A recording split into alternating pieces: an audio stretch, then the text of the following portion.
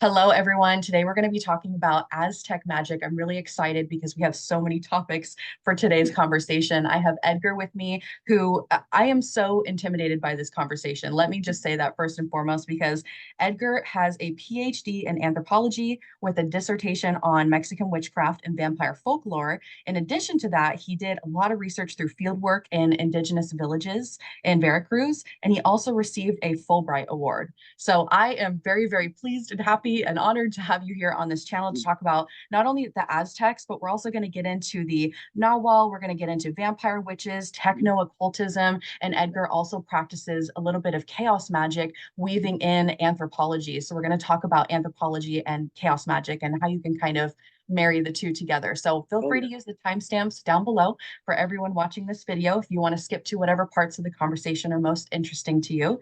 And Edgar, I would love for you to just introduce yourself, talk about, maybe your studies and educational expertise, your personal expertise, your own magical practice, and just kind of your own indigenous perspective of why you got into this in the first place. So I know that's a loaded question, but take it away. Go ahead and introduce yourself. All right, yes. Thank you for having me on. My name is Edgar Martin del Campo, and I was born in Mexico, but I've lived in the United States most of my life. So actually, my English is better than my Spanish. But I have had a lifetime interest in learning about the indigenous cultures of Mexico. For many years, like since I was a child, we would visit relatives in different parts of Mexico, especially along the West Coast and Mexico City. And I had a very early impression going to the anthropology museums, the archaeological sites, and learning about the vast history of these native civilizations. So that impressed upon me very early. And especially living in a Bible Belt Midwestern town where I was one of only I belonged to one of only two Mexican families in the entire town, and being believing in evolution, having a very strong scientific approach to knowledge. It was very, and also coming up against a lot of creationist ideas. It was very difficult for me to kind of articulate that there were other ways of seeing the world. Coming from an outsider perspective, I was very dedicated to learning more about, well, what are these alternatives views like? There were other creation myths out there. And coming from Mexico, I wanted to look at, well, the Aztecs had a very well-defined one. I started teaching myself Nahua at 15 so that I could write a science fiction novel similar to Wakanda Forever, the kind of like using Mesoamerican ideas and turning them into a science fiction kind of perspective. And that really started to guide how I would talk about and teach.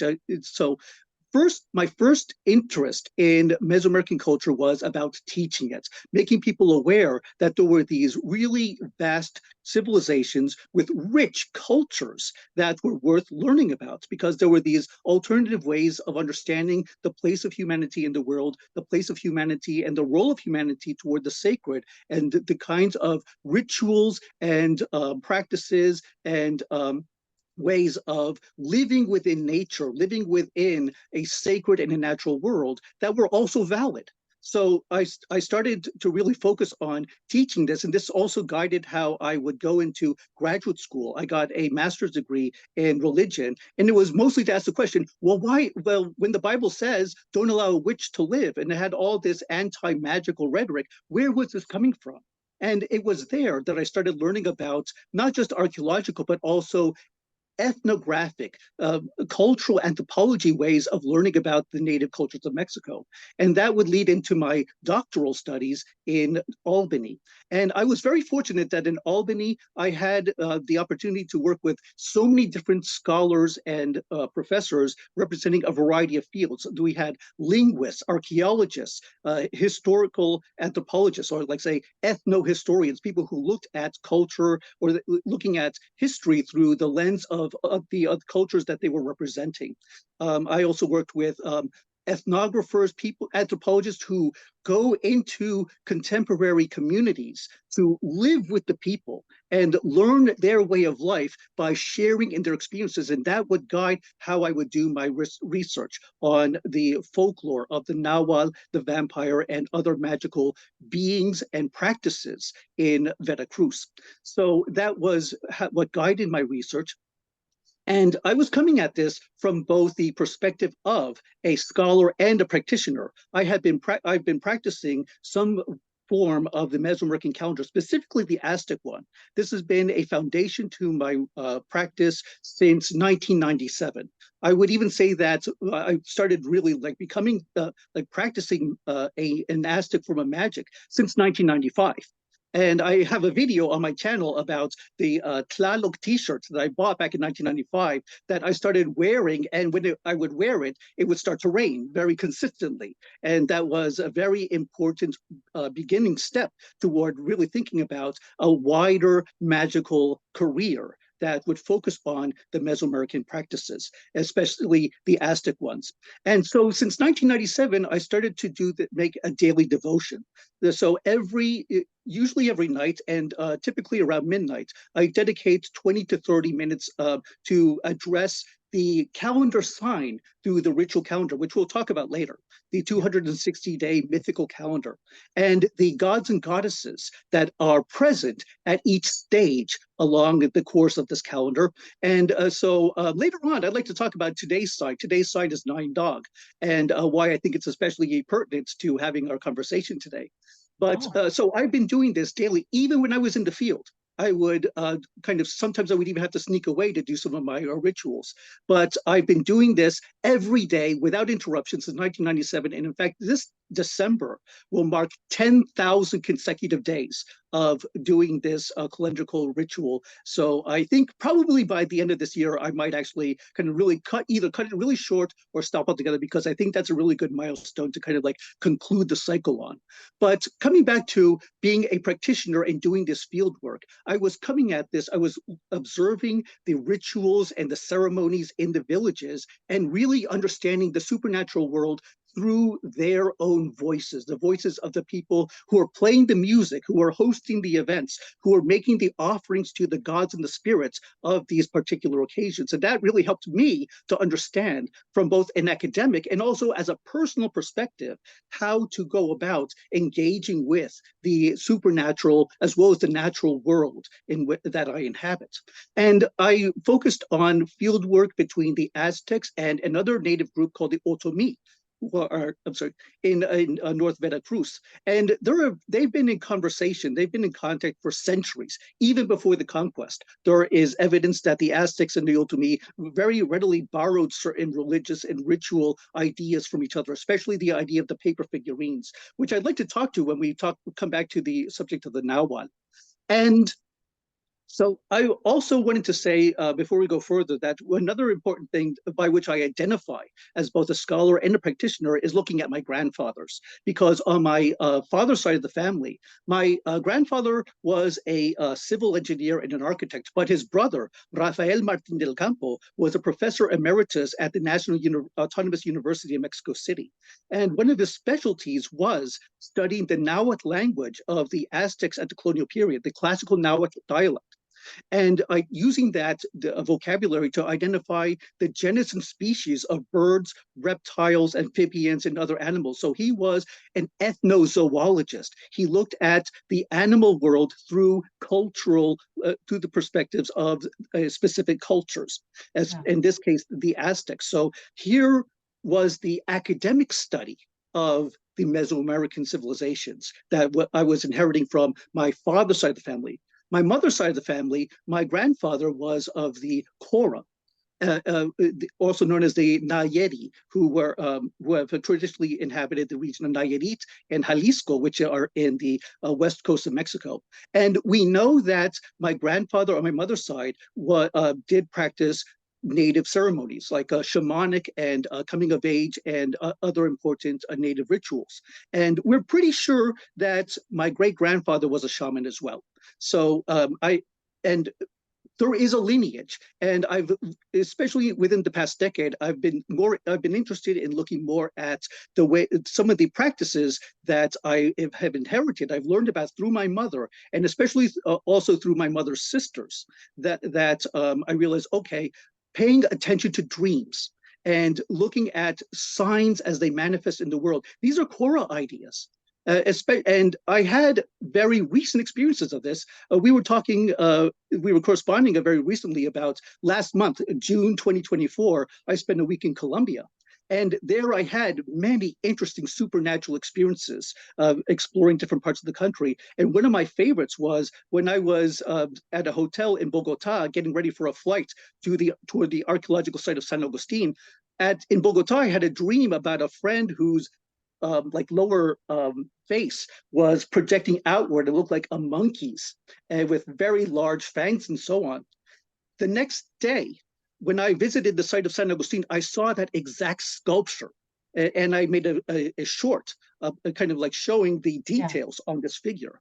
So that is an example of why I take my dreams so seriously, because they often become reality. They are telling me messages. Like, you need to look at these signs when they appear. And so just last month, or the June 2024, when I was in Colombia, I had very visceral, very clear examples of that. So on my mother's side of the family, the practice, the inheritance of these Mesoamerican rituals and practices, whereas on my father's side of the family, the study, the academic research, and the discipline by which to explain these ideas. And I combine these now in my writing, especially with my YouTube channel.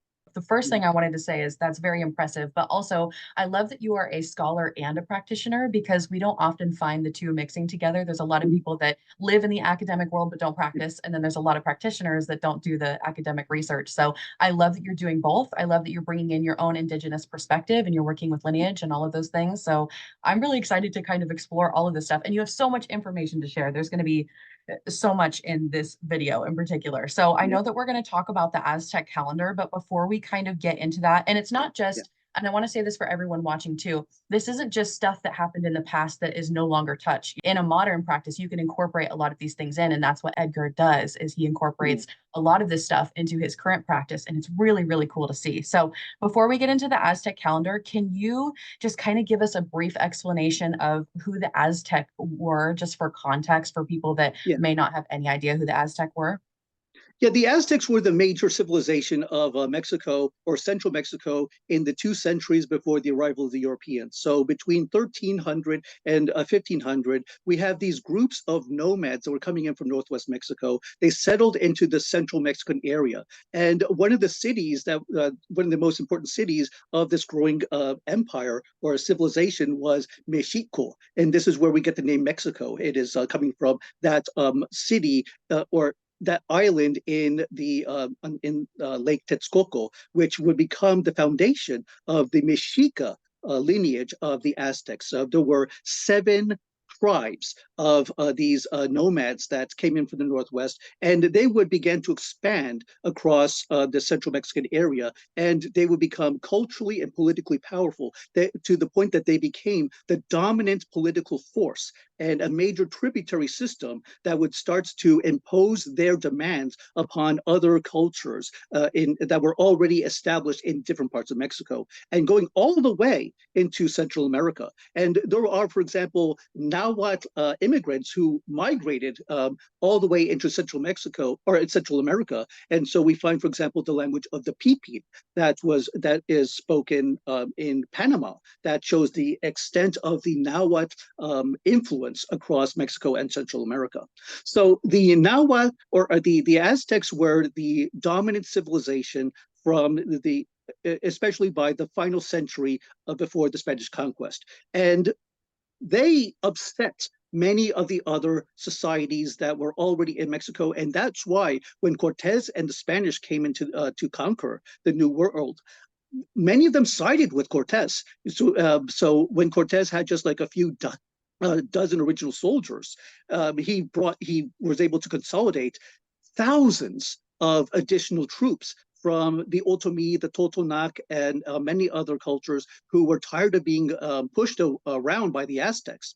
But the Aztecs, because they were the dominant culture of the area, their language, Nahuatl, became a standard in Mesoamerica. And that's why many, even other foreign languages, or many other native languages, began to pick up Nahuatl terms, especially after the conquest, because once the Spanish took over Mexico, they began to pick up kind of this and that of the Aztec culture and the vocabulary. And that eventually began to creep into some of the other languages. So in many native languages, for example, you hear a version of the word Masewali or Masewal, and this comes from the word for commoner. And so even other foreign languages would start to pick up these terms and these ideas that came from the Nahuatl language that was spoken by the Aztecs. As you pointed out, the civilizations have fallen, but the descendants are still around. There are over 1.5 million modern speakers of different dialects of the Aztec language that was called Nahuatl. And we have these, for example, way in the south, for example, the state of Guerrero, which is where the state of Acapulco is. We also find toward the west, the Mexicaneros of Nayarit.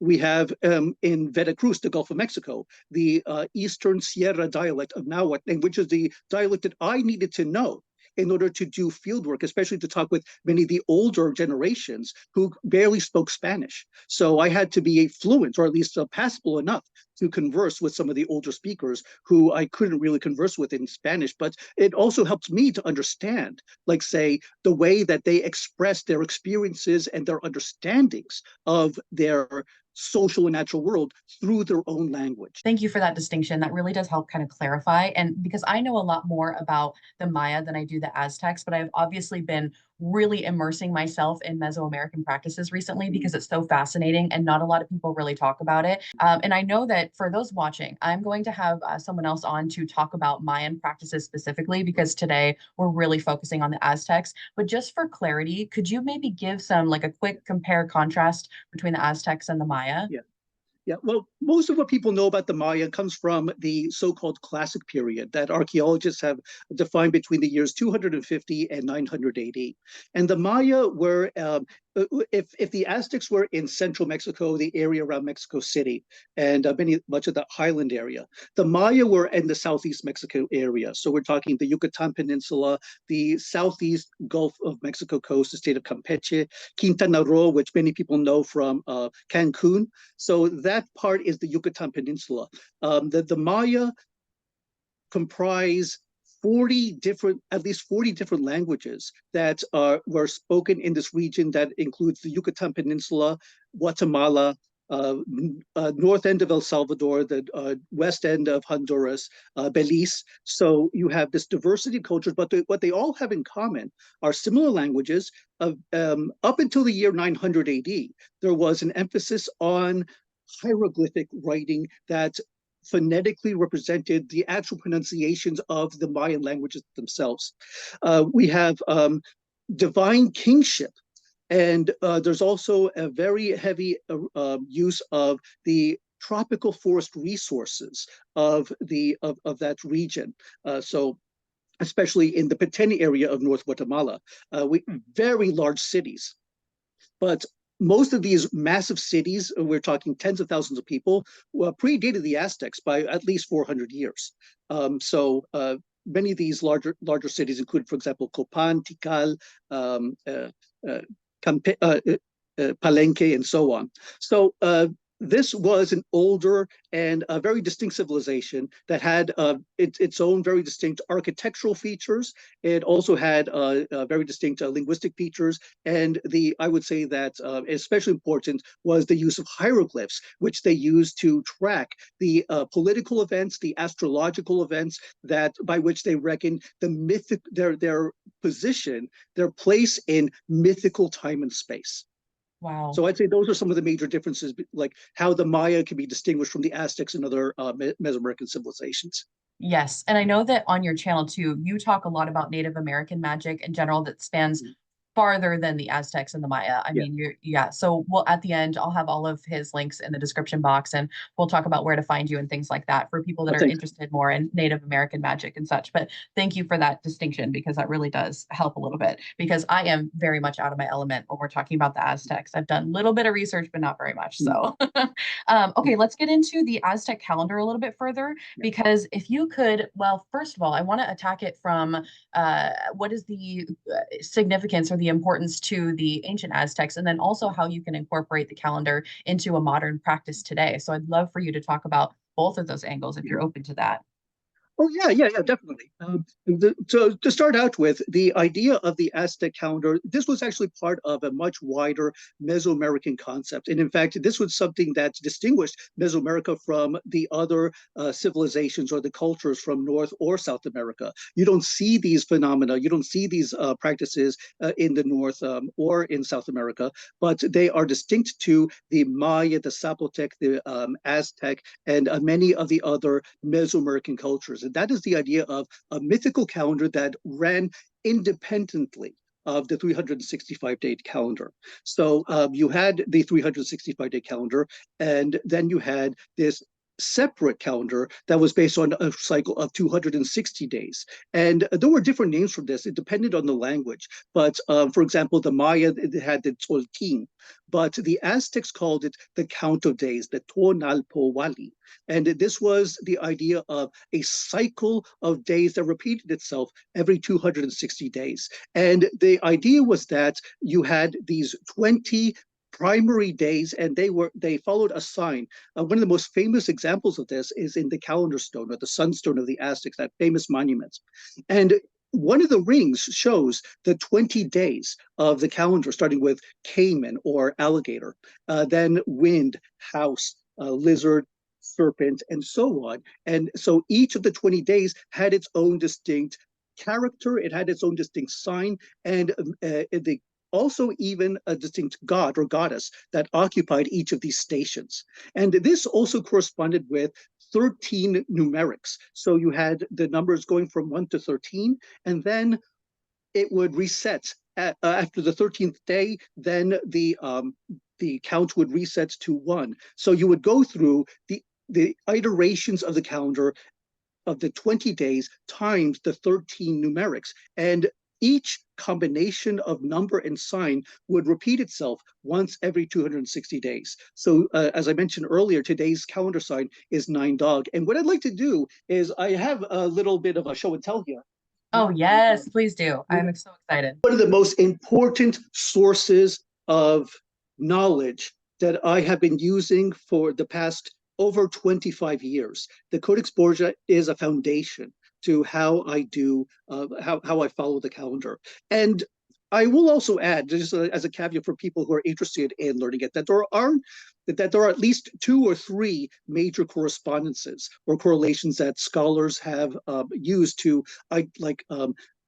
match the regular Gregorian calendar. Like say today's interview is Sunday, July 21st, 2024.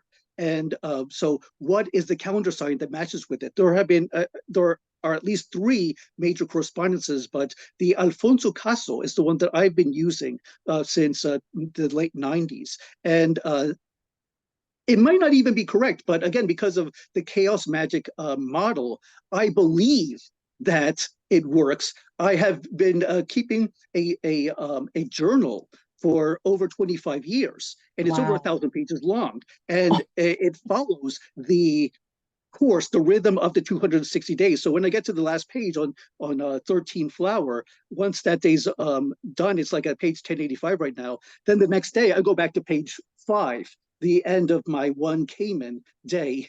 But anyway, coming back to this, this is a treasury of illustrations and instructions about how to follow the rhythms of the Mesoamerican calendar, especially in central Mexico. So the Aztecs and other central Mexican cultures used these kinds of books. They weren't like this kind of flip book that we see here. It would have been they would have been folded like an accordion and then unfolded to specific like sections or units, because this has a diversity of different themes, such as marriage prognostications, or what gods and goddesses are present on each of the days, or temple scenes, mythical events, and so on. So they're organized into these different units throughout. And what I want to do is actually, no, I have to go in the reverse order, because the Mesoamericans, or at least in central Mexico, would often read from right to left. And here we have illustrations of, like, say, starting from, let's see, yes, this bottom one here is 1 Cayman. And then the next day is 2 Wind, 3 House, 4 Lizard, all the way until 13 Reed would be the last day of this 13-day count. And then the next page, what you would see I'm sorry, that's not it. And they would also have cardinal directions associated with them. So Okay. Cayman, for example, would be a day sign associated with the east. Today's sign of dog is a north sign, and so on. So following from 13 Reed, the next sign is 1 Jaguar, and then 2 Eagle, 3 Vulture, until you reach 13 Death, and so on. And it would just run through this cycle of 13 numericals and 20 days throughout. And so if I can fast forward to another part of this manuscript, we find, yes, it's here. Here is where you see the gods and goddesses associated with each of the calendar signs. Oh, wow. And let me go over to the day of dog. Yes. And you have right here the god of death. And I'm going to take a stab at the pronunciation because I know that not everybody agrees with this pronunciation, but many people say Mictlantecutli, but I think it's more like Mictlantecutli because of that consonant that was very important in the classical dialect of Mexica that the Aztecs spoke. But what's interesting about this particular manuscript, and we find this in Central Mexico a lot, is that there are, unlike the Maya, as you probably saw, had glyphs where scholars have been able to correspond individual glyph elements to particular pronunciations. Mhm. You don't have that in these manuscripts. And the advantage of that is that you have this diversity of different languages, few of them related to each other. You might have had Otomi, or Zapotec, or Totonac. Regardless what language you spoke, you could still see these pictures and understand what was going on if you were a priest who was trained to read and or write using this kind of pictographic system. Whoop. Uh-oh. I think I lost you for a second. Oh, hold on just a second. You're frozen. Where are you? Okay, there you are. Can you hear me? Yeah. Maybe Okay. I got a little too excited and I hit a burst an energy wave or something. Going to talk about the death god. Go ahead, continue. You're good now. Talk about techno-occultism. Yeah. Yeah, I think I'm actually did a reverse of the Pauli effect. I'm sure you've heard of the Pauli effect, where there was this famous physicist who had a lot of difficulties like running lab experiments because his very presence would screw up the testing systems. Pauli. I like to think of myself as the reverse. Things usually tend to go better once I'm around, and I think it's because of my syncing with the way I practice. But sometimes these gods and goddesses have understand very intelligible relations to the signs that they're connected with. So to use today's example of the death god, there is a very well-known practice from the Aztecs where commoners would be buried with a dog, because it was believed that the dog would help guide them through parts of the underworld on their 4-year descent to the bottom of the bottom level of the underworld. There were 13 levels of the heavens above, and there were 9 levels of the underworld below. And most people would go toward the bottom, except shamans would have an ability to engage with these levels while they were alive, especially through dream work. But for most people would enter the underworld upon death. Their souls would enter the underworld upon death. And the dog was required for one of the first stages, which was to help them cross a river. The dog, like you would hold the dog and it would paddle to get you to the other side of Padawayan. And so the dog was a guide to lead you to the next levels of the underworld. So that was, I think, a very clear connection with the god of death. And I can think about one of my own experiences with this was back in 1999 when I was a graduate student in Claremont, and I dreamt of being in this kind of like this dark temple space Mhm. and I could barely see anything except there was like on one side of the walls, there were these Egyptian carvings, like you would see in a pharaoh's tomb or a pyramid, and flames rising up at a level in front of them. So you could see like the glow of the images, and then the kind of lit against these fires in front. And I had to go forward. I had to pass this gate in order to move ahead. And there was a little Mexican dog, like a Mexican hairless, that showed up in front of me to guide me deeper and deeper until it I stopped at this black door, and I opened it up, and there was this well lit office space that had this really large like LCD screen and fluorescent lighting. And so it looked very much like a corporate executive office, but it was a place where I could like kind of visualize, I could see different parts of the galaxy on this LCD screen. So it was, in a sense, the dog guiding me through a section of the underworld to reach me to places of occult knowledge. So this is an example of the ways in which I have applied these kinds of associations and symbols from such texts and incorporated them into my own experiences and practice. Wow. Do you find it so is it easy to work within the Aztec calendar and the Gregorian calendar that we currently have, or do you find that it's really difficult? Because obviously everybody works through the Gregorian calendar now. So Yeah. how do you kind of consolidate? How does that work for you? Sometimes, to be honest, sometimes I think it's easier for me to think about today's dates by the Aztec calendar than it is by the Gregorian, because like doing the 9 to 5, it just becomes like I just kind of like, okay, today's Monday, Tuesday, Wednesday, so on. And by the time you get to the middle of the week, it just kind of becomes a blur. But with the Aztecs, I still keep that structure. I do that daily devotion, and I am intentional about it. I am deliberate. And so I remind myself that this has an explicit and very discrete correspondence. And so that kind of helps anchor me like, no, I am still a being present in this moment in mythical time space. Mhm. So for me, I actually find that's the Mesoamerican because I give it that structure. It kind of carries over into ways in which I help to kind of like manage myself through the calendar. Sure. Yeah, there's a question that I want to ask, and I'm not quite sure how to really ask it, but is when you're practicing with the Aztec calendar now in modern days, are you able to replicate very, very similar practices to what the ancient Aztecs did, or do you have to modify? I mean, how Oh close can you actually get to like what they were actually doing with it? yeah, there was fortunately, we do have some documentation from the colonial period. And that's one of the things that I will also say about the Aztecs is that compared to any other Native American civilization, we have such a corpus. We have this vast library of literature that was composed in many cases by the colonists to try to understand the people they were trying to colonize. They believed that if you understood their religious beliefs, then we might be able to evangelize them, convert them better once we understand where they're coming from. That was the basis for much of the literature that we have from the 16th and 17th centuries. And that's where we have a lot of the knowledge about the Aztec calendar and the rituals that were performed at different stages around it. So we do have some literature on it. One of the most important sources on this is Friar Bernardino de Sahagún, who Mm. wrote in the late 16th century.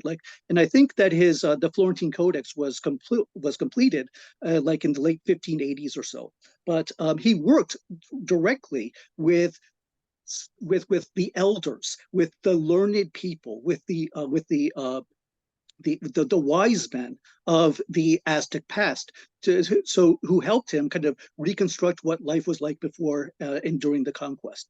And that included rituals that were performed at different intervals in the calendar. So book 4 of the Florentine Codex is where we have a lot of material about the rituals, like say there might have been human sacrifices done. So right there, right off the bat, we can say, yeah, I'm obviously not going to do everything.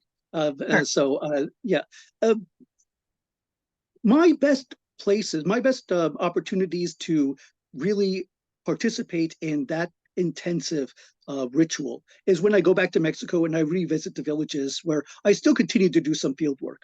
Um, Earlier, we were talking about the Aztec of the Otomi. I still visit some of the Otomi villages in Veracruz. I've been visiting them since 2005.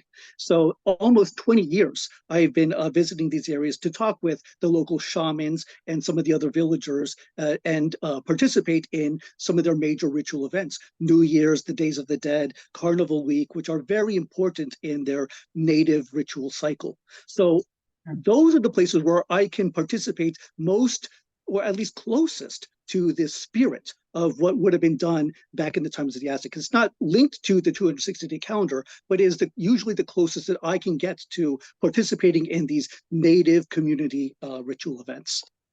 Sure. No, that definitely makes sense. And this actually brought up another question that is not really on our topics list to talk about today. So I hope that's all right. And if you don't want to answer, Okay. that's totally okay. But just you brought up, sacrifice. And I know that that's Yeah. something that the Aztecs are well known for, right? Is these Oh, yeah, big yeah. sacrificial rituals and whatnot. And I don't know why we didn't even add that to our list today, but I was going to Mm. ask you if maybe you could talk about that just briefly, because I know for Oh, the yeah. Maya, it was very tied into their spirituality. And they also Yes. thought that their civilization was dying. They thought that that Mhm. was something they had to do for the betterment Yeah. of their society. So Yeah. I think that the sacrifice part can kind of get misconstrued a lot. Mhm. So maybe if you could clear up some misconceptions about that, that would be great. Yeah, there are, and I'm glad that you bring this up because it reminds me of three major principles that I think are essential for understanding not just Aztec, but also Maya and other Mesoamerican religions. And this, I would say that these even extends to other Native American cultures, such as the Inca, for example. And the first of these is that the universe is alive.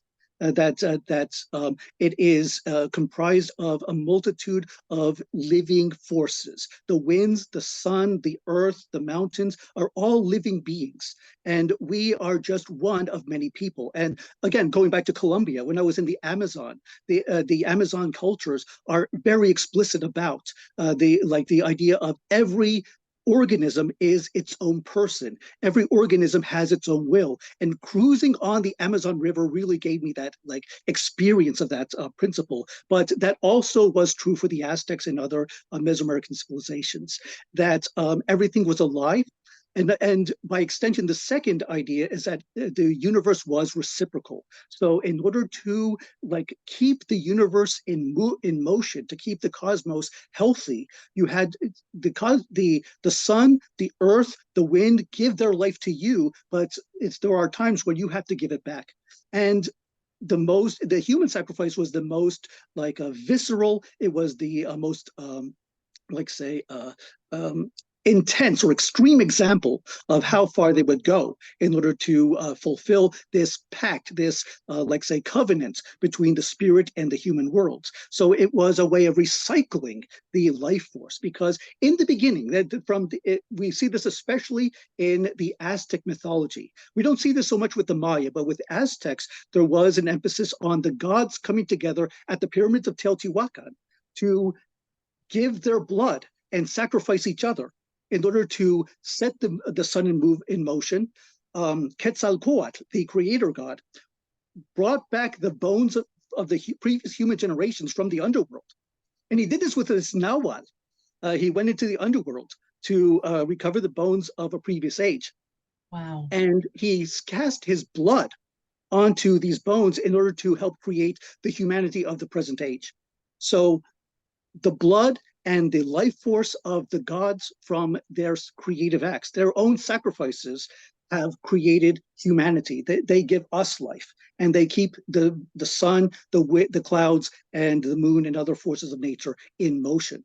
So humans are obligated to reciprocate, to return this life energy back to the gods, so that there is a stable equilibrium of energies, of life force coming from the sacred and the human worlds and being consistently exchanged. That is the premise of human sacrifice. But even today, it's still done. It's not human sacrifice, but I have seen many native communities, especially among the Nahua and the Otomi, where animals are sacrificed for this same purpose. It is to give offerings to the gods and the spirits that they are being honored for a particular period, such as the New Year's. I saw chicken sacrifices among the Otomi. And one of my last visits to the Otomi village, Cruz Blanca, I saw a turkey sacrifice for Carnival Week. So this idea still exists here and there among certain Native communities. So I know a lot of people like to kind of like say, discredit or say, no, that didn't happen. That's just what the Spanish like tried to do to make us look bad. But from the archaeological, the cultural, and even the modern day examples, we even have words for sacrifice. There's a Mayan glyph for sacrifice, which I think involves an axe. But the Nahuatl word, one of the Nahuatl words was Nextlahuili, which has the sense of mutual exchange. That is the literal meaning of sacrifice in the Nahuatl language. So even in the modern day, we see examples of this idea. So that's the second major principle of Mesoamerican religion. So the first is that the universe is alive. The second is that the universe is reciprocal. And the third is that it is dual. There is a duality of like these opposing forces. So we in the West think about binary and opposing structures, such as gender or light and day, order and chaos. These were a spectrum in Native American concepts such as the Maya, the Aztec, and the Inca. So especially in the Inca and the Aztec examples, we think about how these forces that come from these dual points, like say the male and the female, converge to create gender. So gender is always in this flux between the masculine and the feminine sides. Mm-hmm. So gender is by definition, by its very meaning, fluid in Mesoamerican and other native cultures, which helps explain the Berdache and these other third gender concepts in many native cultures. But anyway, light and darkness, day and night, these are always in motion. The rhythms and the movements of the universe and space and time are following this idea of the alternation and the confrontation of these dual energies that come from the sacred foundations of reality. Yeah. Thank you. Wow, I'm so glad I asked that question because honestly, I don't think we would have hit those points, those three principles, and all the other things that we're going to talk about. And now I just want to derail and talk about the Incas, but I know that's not what we're here for. So I'm trying to stay on track, but man, I really want to. So you've mentioned the Nagual a couple times in our conversation already, the spirit double. And for anybody that has no idea what that means, I'd love to talk about it next because this is probably one of the subjects I'm most interested in. So can you explain the concept of the Nagual, like what the spirit double is as far as an indigenous tradition goes? Yeah, the Nahual is a kind of a spirit double that usually takes the form of an animal, and it exists independently or at least separately from the human body.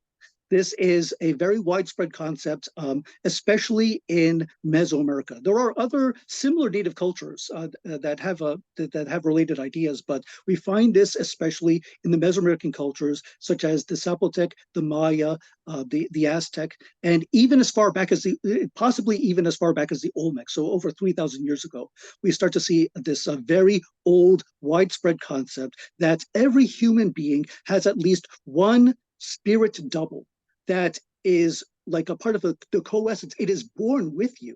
It is a part of your being from your very birth. And it exists, but it exists separately from you, yet it is psychically tied to your being. It has a sympathetic relation, and there are some very famous examples from the colonial period. But this is a concept that goes all the way to the modern day. I've even heard shamans, especially among the Otomi, talk about this idea of a shadow that exists with a person, and you should not hurt it. And I can give an example from a conversation I had with an Otomi shaman in Veracruz, where he was telling me that one time he was walking along a road with one of his friends, and they saw this like formidable rattlesnake or some sort of serpent that came up to them, and he and the friend was scared, but the shaman told him, leave it alone, don't touch it, don't hurt it, just let it be.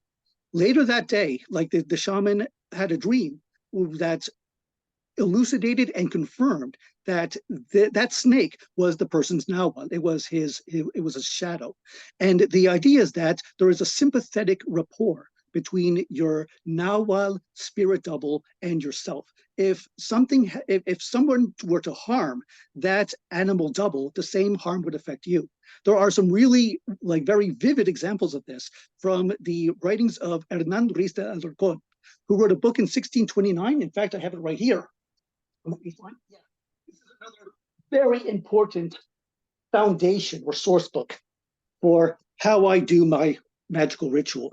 And I have to give some caveats about using this work because this is one of the most controversial sources of Aztec religion that we have because of the ways in which the knowledge was extracted from the natives of these were communities of southern Morelos and northern Guerrero. So this is an area south of Mexico City, the so-called hotlands.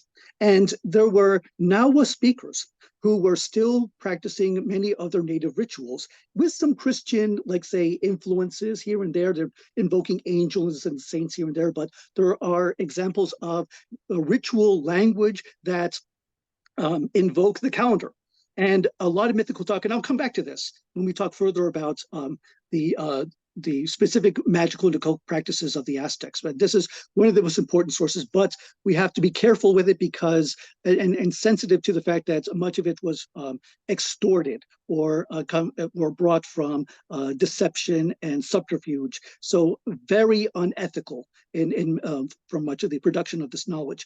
But it does have some really wonderful examples of the idea of the Nahual in popular thought.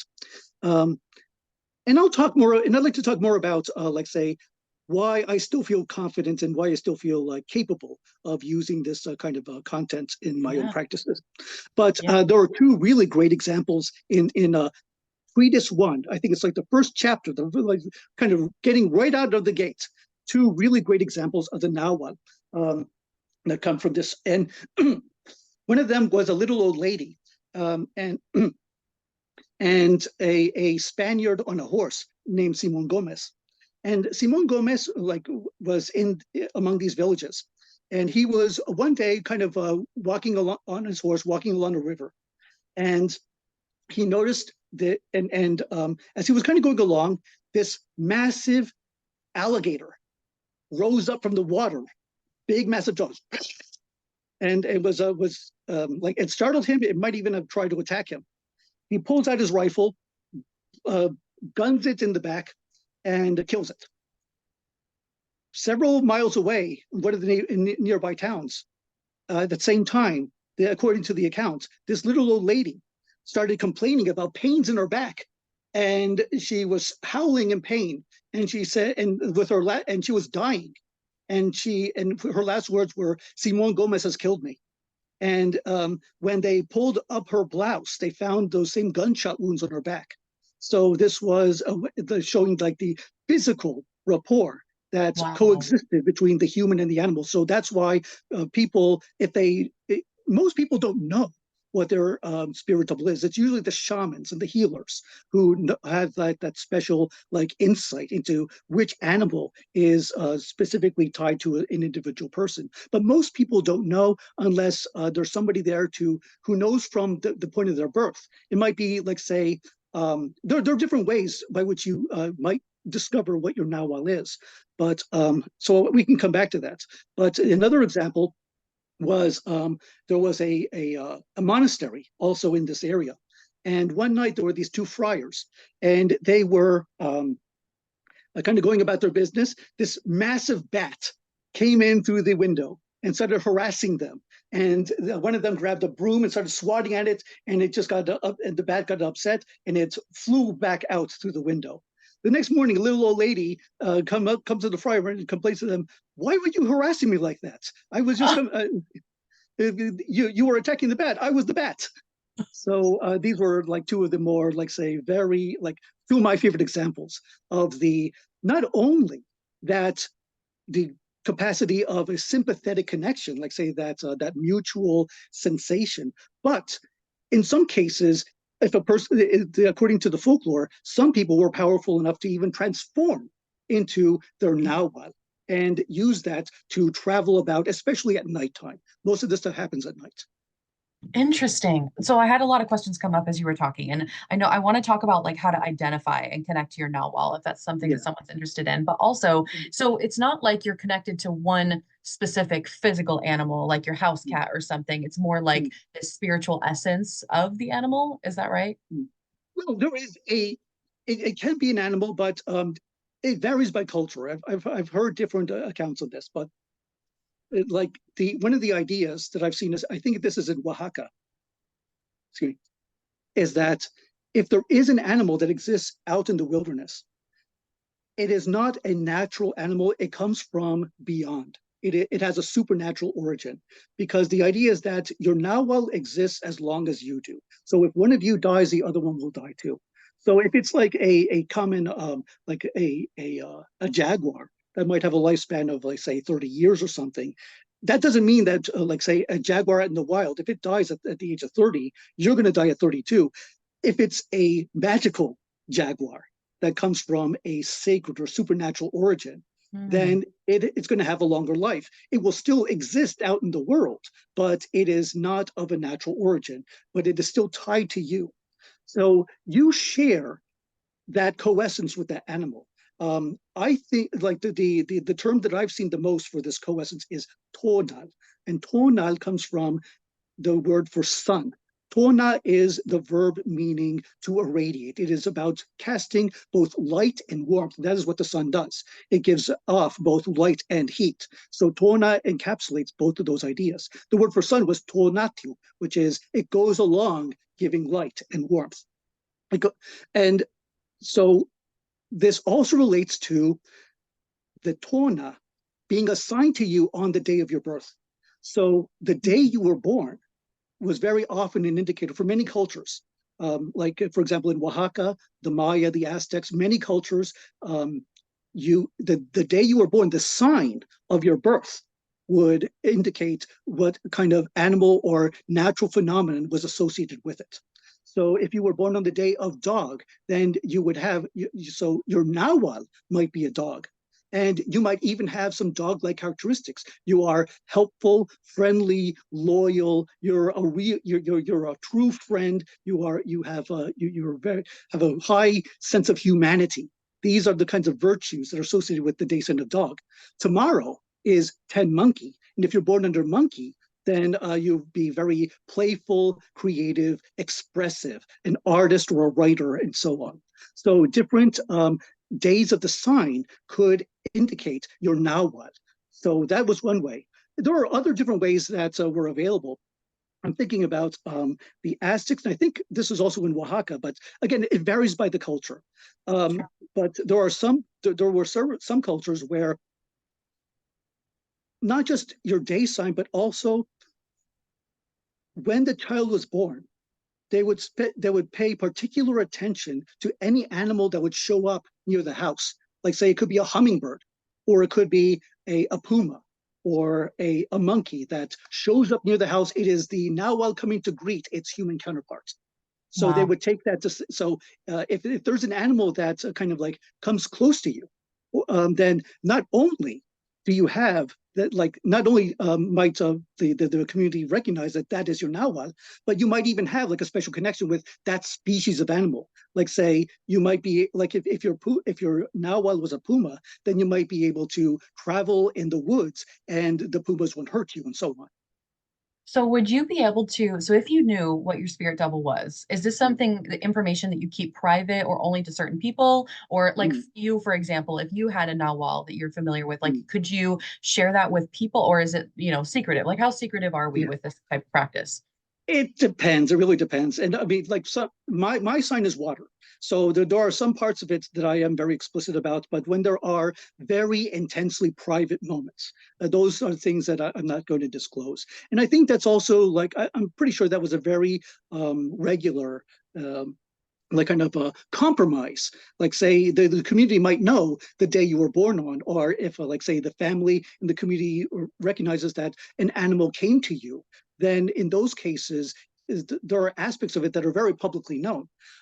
Or you might, if you become a healer, there might be some aspects of your practice that everybody knows about. But there's a reason it's called occultism. There are parts that you keep secret.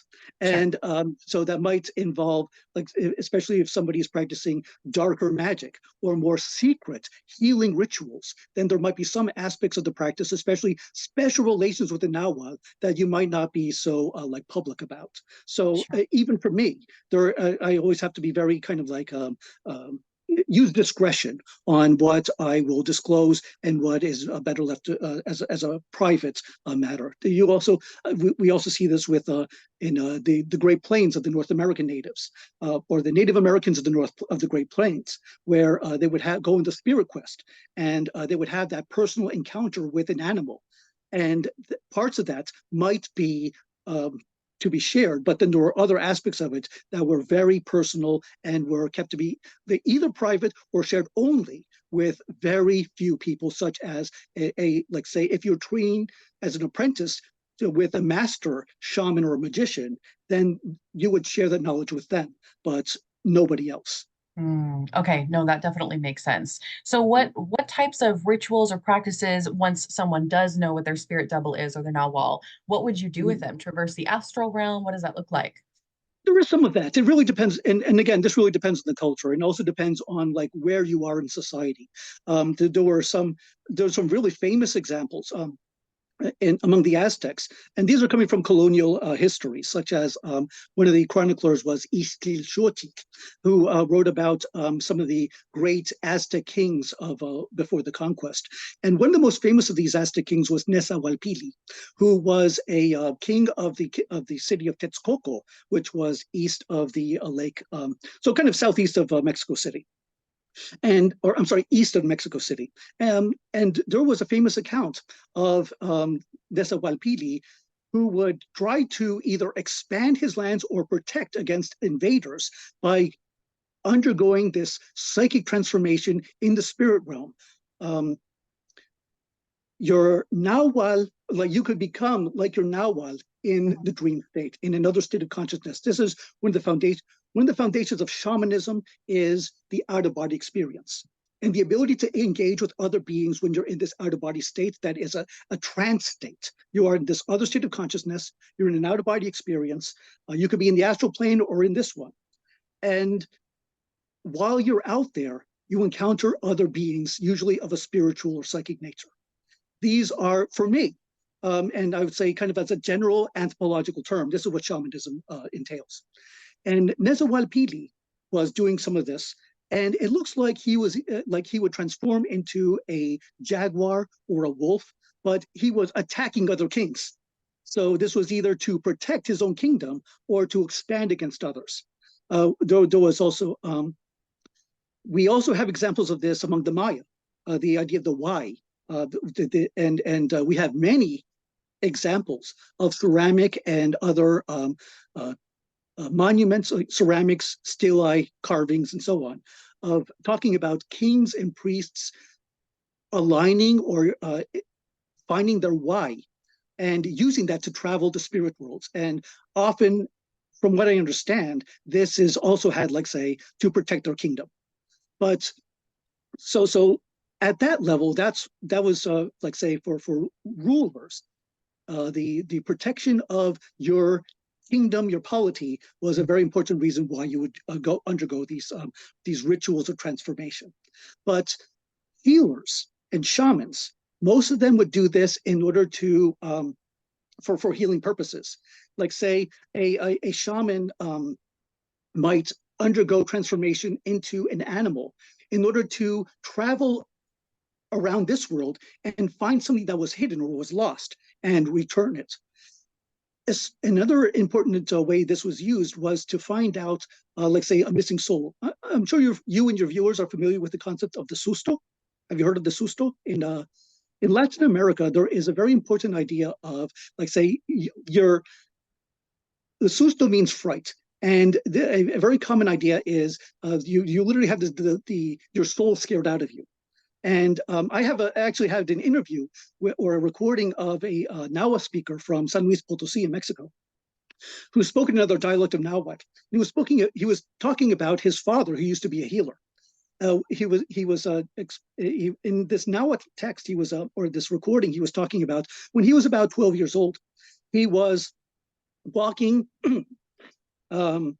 He was working in his field and going back to his home village. And along the way, he saw a rattlesnake and near a tree, and it terrified him. He ran screaming and crying all the way back home. But after that, he started getting sick. And they couldn't figure out why until his father did some rites and kind of like through insight and through ritual, he discovered that, the son is missing a part of his soul, his tonal. So they had to go back to the tree where the fright had happened, because that's where it was still hovering. It's kind of lingering around. Without the human body in many native cultures is comprised of a number of different, like say, life energies, life forces. For the Mesoamericans, such as the Aztecs, it included your emotions in your liver, your breath in your lungs, and the life force in your heart and your tonal. So if these are out of balance, or if any of these are in excess or in absence from your body will go into disequilibrium, and it will be more vulnerable to illness and risk of death. So the idea is that the body has to maintain this healthy balance of these different vital energies within the body. And he was missing his, because his tonal was still kind of wandering around that tree. The father took his son back and he did some rituals to bring the soul back into the body and restore it, and he started feeling better after that. The tonal, like say a shaman might be able to transform into an animal to go out into the world to find these kinds of missing things. So these could be used to restore somebody to health. I can also, I was thinking about this, I'm also reminded of in the village, the Nahua and the Otomi villages in the area of North Veracruz, where I've done my field work. Mm-hmm. Many have these, like say, household domestic altars. And I'm sure many of your viewers have seen like the houses, like the Latin American families, and there's like that one big altar that has all the saints and the angels and the crosses on it. There's a lot of that in these villages, but there's also more of the native symbols and elements. And among these are these little paper figurines that are a hallmark of the Otomi culture, but many other of the communities, such as the Tepehuan and the Aztecs, picked up this tradition from the Otomi. And they are these little paper dolls that can represent the gods, the spirits, but in kind of going back to the question of what do you do with, like say, your Nahual, they can also embody the shadows or the life force of your individual family members. So your whole family can have these little paper doll representatives in a gourd bowl on the altar table. So you can use that and keep it there and perform rites around it to keep everybody healthy, kind of keep the household healthy. Or you might even have some that look like horses or sheep that would like represent your livestock or your whatever you need to for your financial gain. It could even include corn or other cash crops. And so you might also have these on your altar as well. And there are ceremonies where these figures, especially the paper figurines that are related to the maize spirits, that represent the different stages of the life cycle of the maize, from the seed to the sprout to the fully matured stalk and the mature maize of corn. They are like children, teenagers, adults, the grandmother face, and so on. And they also have their paper figurines. And for the harvest ceremonies or the New Year ceremonies, the sowing ceremonies, you might bring these out and give them the offerings of the cookies, the hot chocolate, the incense, the candles, and so on, to make sure that the spirit form, these spirits, like say, you're offering to these paper figurines, and so doing with the wish that the corn spirits themselves are nourished throughout the cycle of the agricultural season. So I have another question for you that I would love to potentially deviate from the list of questions that I sent you that we were talking about today. Yeah. But your knowledge is so vast that while I have you here, I really want to pick your brain about various subjects. Oh yeah. So feel free to, if you don't want to answer this, that's completely fine. Because the question that I have is a little bit controversial because you've mentioned shamanism and shamanistic practices throughout our discussion so far, Yeah. and traversing the astral realm, going into trance states and such. And I know that currently in the community, the word shamanism is under fire. Some people Oh say yeah. don't use that term. Some people say do use that term. I value your input specifically because you have formal education in anthropology. And I would love to hear your perspective on the use of shamanism because I think it wasn't that word, didn't it originally derive from Siberia and then Yes. was kind of like taken and applied to other indigenous practices. So Hmm. how do you feel about the controversy with the word shamanism and like how do you navigate using it? Yeah, there are even some practitioners today. I actually met a Maya calendar day keeper in Guatemala who calls himself a shaman, like using Oh, that word. So even some practitioners identify by it. I am aware that it is I myself have been accused of stealing this phrase from like stealing it from the Tonkus, and that is not my intent. I use it because it is such a widespread concept. It has been used in the literature for decades, and I do believe that it has a valid technical, like analytical meaning if we're consistent with it. And those are like going back to those three main ideas, those three main qualities of like what comprises a shaman. That is the altered state of consciousness. This can be like say consuming peyote, or going into a dream state, or just a kind of even daydreaming is a kind of a basic form, or like say a preliminary step of this trance state. The second is the ecstatic experience. You're not only in a trance state, but you experience yourself traveling around. It can be this physical reality, or it could be one of the spirit worlds above or below. And there is a lot of this in Mesoamerican literature of, like say, gods, shamans, kings, um, healers at many different levels of society, many different levels of the cosmos. There is this common idea that you can travel among different levels. So there is both horizontal and vertical mobility with, like, say, this astral movement or this psychic movement. And the third is that when you are in these other realms, there are other beings. They could be the spirits of people who have passed on. They could be other nature spirits. They could be the gods themselves. They could be malevolent forces that you need to subdue and control. So, regardless what it is, those are the three main criteria that I use to define shamanism, and these are based on kind of like a general analytical term. So, I don't have a problem using the phrase, but I think as long as it keeps those three criteria, then we're okay, because we can apply that to what the shamans in Himalayas and in Siberia are doing, and we can do this with validity with say the Native American experiences, because we do find this North, Central, and South America, many examples that qualify as shamanism using these three defining criteria. sure. Thank you for clarifying that. You're not the only anthropologist, or actually, I don't even know if you identify as an anthropologist, even though you have a PhD in anthropology. Do I was. okay, I still am. okay, It's not my profession. I'm an amateur. I'm an anthropologist. I still go to like say the Otomi village and some of the other and other parts of North Veracruz. This is an area called the Huasteca. So that's Huasteca. If anybody's interested in learning more about this really fascinating part of Mexico. And I've been going there for 20 years, or actually since 2003. So the I did start doing like as a professional anthropologist. I started since graduate school, hmm, and I was teaching anthropology professionally. I was a professor for a few years. oh wow, I'd say 7 years altogether. I taught anthropology, but I left academics under circumstances I'd rather not go into in this video. Sure. I might talk about later on.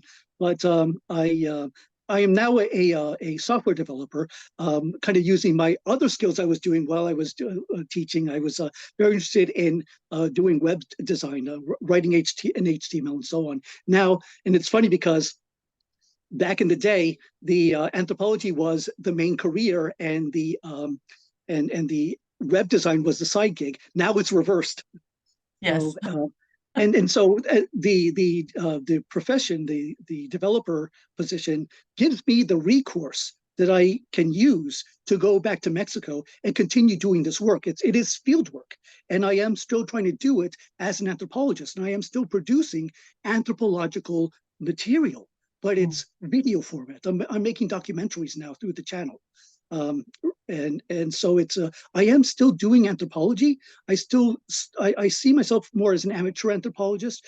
I try to follow up in the literature whenever I can, but most of what I'm doing is I still do the field work. I still try to follow the basic rules of doing ethnography, working in the communities, and also other anthropological disciplines of comparing with other cultures, looking at the history of these cultures, and so on.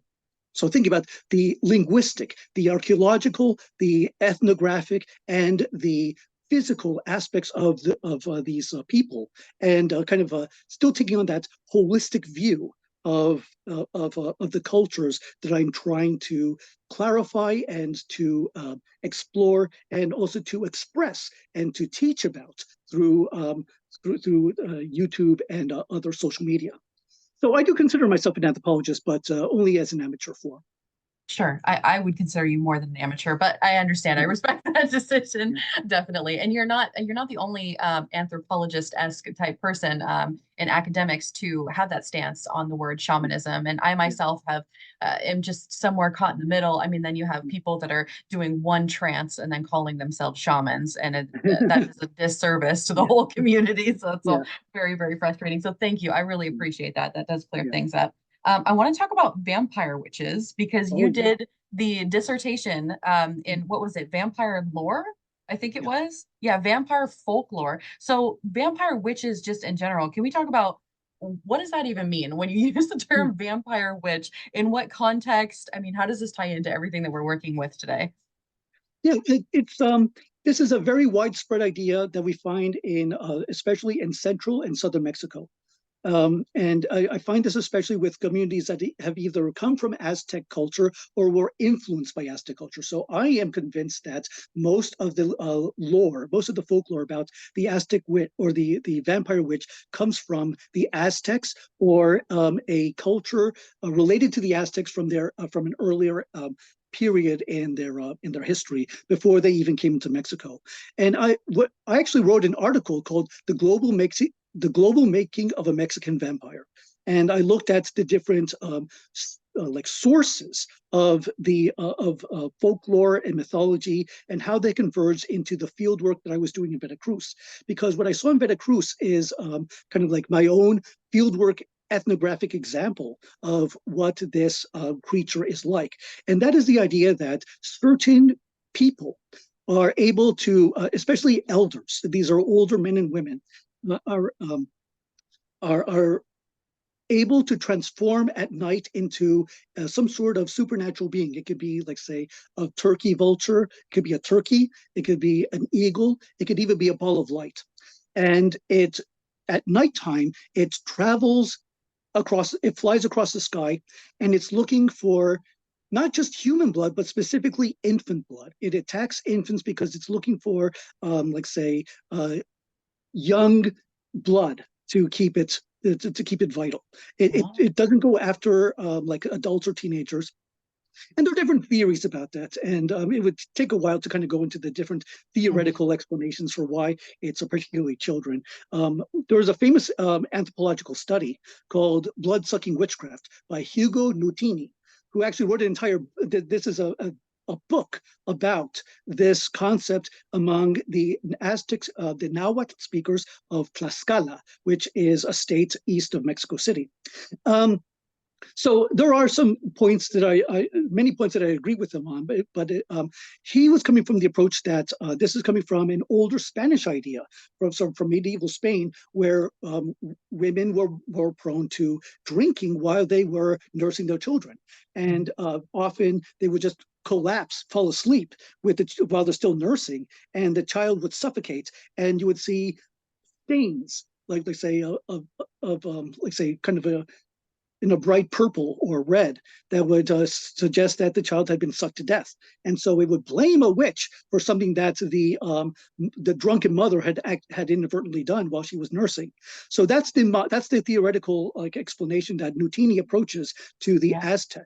But I would say it's not just that, because if you look at the native folklore from the Northwest, from like say Sonora, the Yaqui and the Huichol and other like say native groups outside of Mesoamerica. These were descendants of nomads that were in the desert areas, and they had their own folklore about, like, for example, birds that, like vampire birds that would attack children at night, and they could come from the underworld, and they would fly out at night and attack children. So I was saying there are multiple layers. We have this death bird concept from the Northwest. We have this very old idea coming from southern Mexico, looking at linguistic evidence. At least I looked at linguistic evidence that suggested that witchcraft and blood-sucking as a linguistic idea, as a single term, could date back at least 4,000 years in southern Mexico. So you have this concept as well. The blood-sucking witchcraft combined with the death bird, and then you have these like the colonial period, where the Spanish came in. They brought in their ideas of witchcraft, like say in medieval Spain and other parts of Europe. To become a witch, you voluntarily entered a pact with the devil. You sold your soul, signed a contract, kissed the devil, and you became a witch. So in many native cultures, witchcraft was innate. You were born with it. You would be the Mexica, the Aztecs, for example, going back to the question of who became a Nahual, who could transform into an animal. The day sign of your day sign in the calendar could be an indicator of the book for the Florentine Codex. You could be born a Nahual if you were born on the calendar sign of 1 rain, 1 wind, or 9 rain, as examples. So witchcraft was more of something that you were just born with, you had to live with, and you might have to understand how to control. This was not the case with the Europeans. But not only did the European Christian model begin to replace these native ideas of witchcraft, like say, witchcraft became something that was not just like say part of nature. It was inherently malevolent, evil. It came from the devil. It was something that you could still protect yourself against with. So in the villages in Veracruz, I often saw white crosses painted like near the entrances to keep evil out. Or like say aloe might be hanging in a bag over like say the threshold of a doorway. So there are ways to keep this evil out of the house. So to keep, like say, vampires, witchcraft, and other bad juju from getting in. And I also add that what I saw the way that people explained it in the villages in Mexico, it wasn't a physical transformation in my field work. In some parts of Mexico, it is the witch transforming into this, like say, a bird or a ball of fire or a dog or whatever to sneak into people's houses and suck the baby's blood. But in the field work that I did in North Veracruz, it was your Nahual, it was like your double, it was projected from your body. And that would transform into the bird that would attack. And my thesis was that this is coming from Africa. This is an African concept. And that would make sense because Veracruz was one of the main points of entry for the slave trade during the colonial period. So when you had the African immigrants who were starting to kind of expand along the coastal areas, like say southern Mexico and the Gulf of Mexico, a lot of communication, a lot of like ideas being exchanged between the native and the African communities. And so my point there is that that's the way to explain this particular nuance that I found exclusively in the Huasteca part of Mexico, that this idea of projecting your soul and that becoming the creature, that's coming from the African influences that came in during, especially the 17th century. So the idea is that you have this vampiric creature that attacks children at night. And that was a way to explain infant mortality, like traditionally for many of these native villages. Wow. So that differs greatly then than European vampires. I Yeah, mean, if we're talking about the lore with European vampires that live forever and just kind of prey yeah, on anybody. Wow, that's really interesting that you tied it back to Africa and that your dissertation. Now I want to read the entire thing because that makes sense to me. yeah. You actually answered all of my questions that I had about vampire witches. So, I mean, you had given us some stories surrounding these vampire witches, and have you ever, I guess I should say, are there any modern interpretations of these? Because I guess how do I approach this question I'm trying to ask? Here, where I live, we have a lot of people that call themselves vampires and try to Mm, practice from a more modern perspective where yeah, they're more like energy vampires. They may mm, incorporate like a drop or two of blood, but mm. and it's a whole thing. The vampire community is very, very vast. And I don't want to say it's just energy vampires because I that's used not to true. live in Austin. I know all about that. Oh, okay. So yeah, Yeah, you yeah, understand. Is there, I yeah. guess, is there a modern interpretation of what you're talking about that people are claiming to be these vampire witches, or does that not No, exist? no, it's always accusation. This Oh, is something from anthropology. There's a difference between active belief and passive belief. mm, Active belief is what the practitioners themselves say that they're doing, say what they believe, and so on. Passive beliefs are what other people accuse or say what they think others are doing. okay, And when we look at vampirism, it is almost entirely passive belief. I have never, like even in the literature, I have never found an example of a person conscientiously professing to be a vampire. sure. In that context, they probably wouldn't be. They wouldn't want to be Yeah, associated with, going after small children and such. definitely not. Yeah, yeah, That would be really terrible. Oh, yeah. yeah, that is a really interesting concept.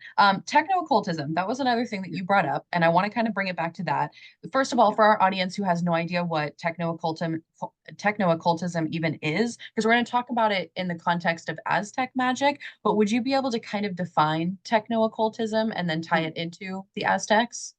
Well, it's just an extension of the idea that of using technology with magic. It is the integration of magic. Like say, you, I see it in both directions. It is the application of technology to perform magic, but it is the application of magic to enhance technology.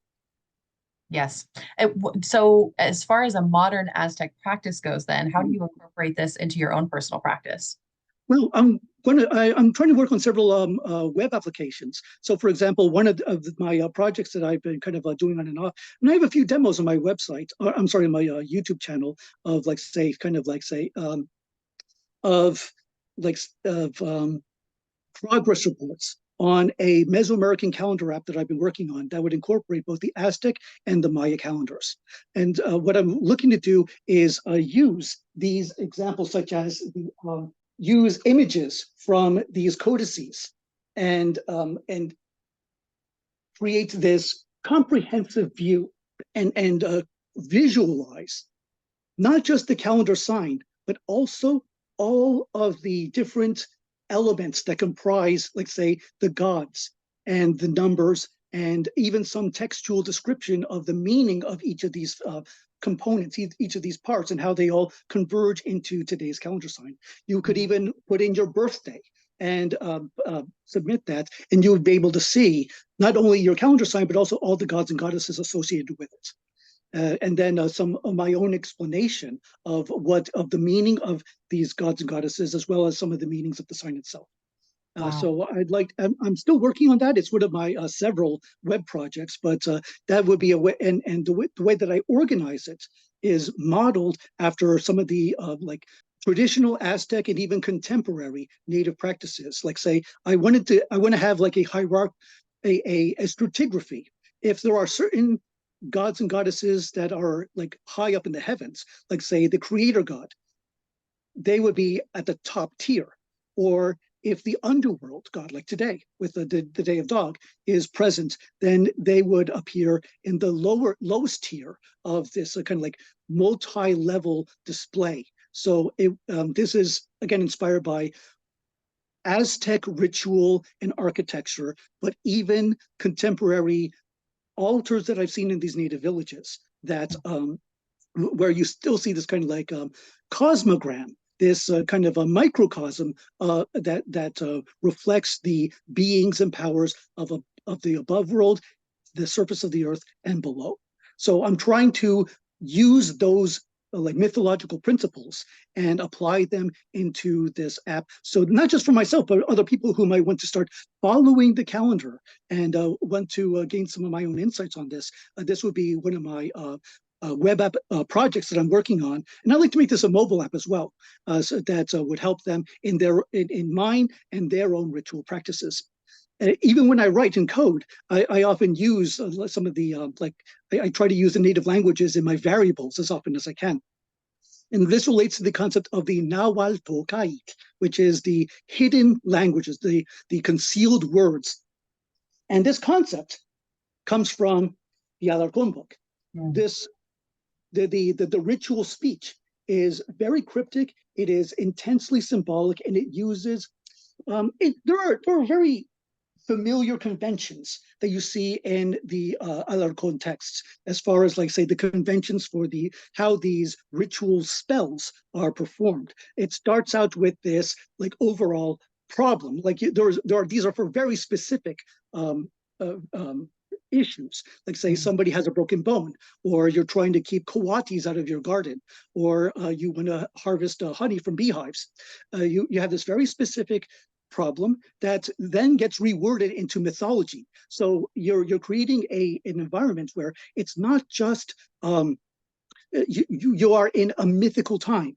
You are verbally and symbolically presenting the instruments, the tools, and speaking in a way that transforms your environment and the tools that you're wielding into mythical beings.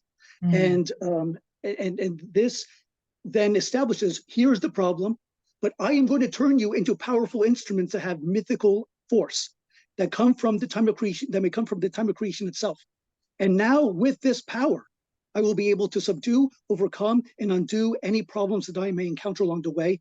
I am the magician lord. I am so ni Nahualtecuhtli. I am the Nahuali lord. Ni Quetzalcoatl. I am the god Quetzalcoatl, and I have no color, I have no blood. I am a supernatural being, and I have the power to transform these tools, this technology, into things that will help undo and address the problem and set things as they are supposed to be. So wow. I use some of this, like even when I write in my code, I kind of like keep the idea of the Nahual Tokait and use the native terminology, kind of like using ritual language and incorporating that into my own web apps.